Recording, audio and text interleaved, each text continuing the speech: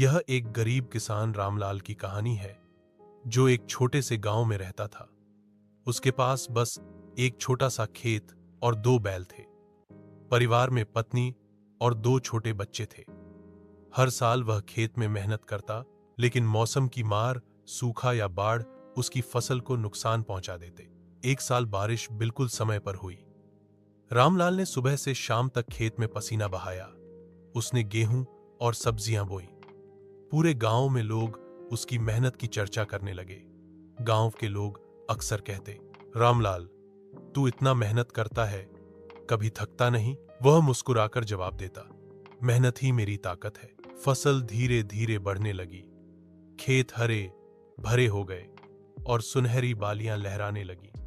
लेकिन उसी समय कीटों का हमला हो गया। कई किसान हताश हो गए, लेकिन रामलाल ने हार नहीं मानी। उसने प्राकृतिक उपाय अपनाए, नीम का घोल और राख का छिड़काव किया। धीरे धीरे फसल बच गई। कटाई का समय आया और इस बार रामलाल की मेहनत रंग लाई। उसकी उपज पूरे गांव में सबसे अच्छी निकली। उसने कुछ अनाज अपने परिवार के लिए रखा और बाकी बाजार में बेच दिया। मिले पैसों से उसने बच्चों की पढ़ाई का खर्च निकाला और घर की छत की मरम्मत कराई।